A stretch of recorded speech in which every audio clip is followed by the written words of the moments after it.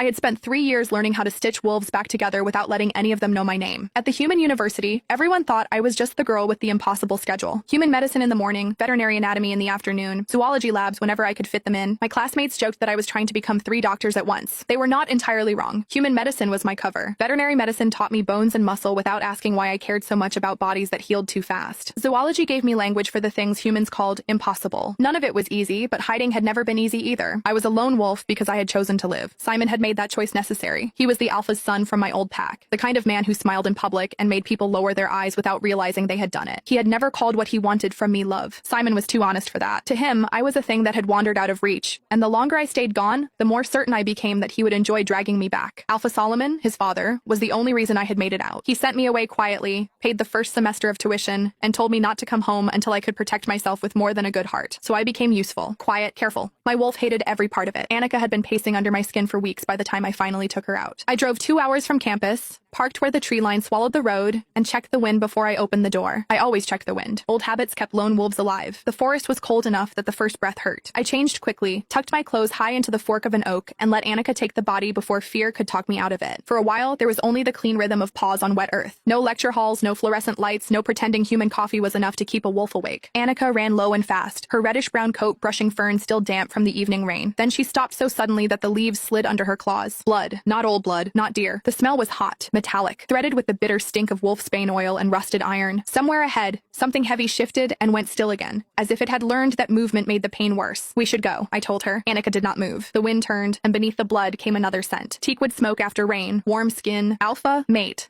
Annika said, and for one foolish second, every lesson I had taught myself went silent. I had imagined my mate once, back when I was young enough to believe the moon goddess was kind. I had not imagined finding him half hidden in enemy brush, one massive black leg caught between the teeth of a bear trap built for war. He was in wolf form, bigger than any wolf I had treated in a classroom simulation. Midnight dark, except where blood had matted the fur around his hind leg. The trap had closed below the knee and crushed deep. If he shifted, the change would tear through the remaining tissue. If he stayed there, whoever said it would come back. His green eyes followed us through the brush. He knew we were there. He also knew he could not chase us. That should have made him less dangerous. It did not. I forced the shift back before I could think too hard about being exposed in front of a stranger, mate or not. Fear made my hands efficient. I kept them open, kept my voice steady, and did not step close until his nostrils flared over my scent. I'm not here to hurt you, I said. The trap is under the joint, and if you shift, you may lose the leg before anyone can help you. If you let me release it, you still have a chance. His ears angled toward me. Not trust exactly. Calculation. Good. I understood calculation. I'm studying medicine, I added. Human and wolf. I know enough to get you out. Maybe enough to keep you alive until your pack finds you. The black wolf lowered his head by a fraction. Permission. I worked by moonlight and touch. The trap was old but maintained, the spring still mean enough to take my fingers if I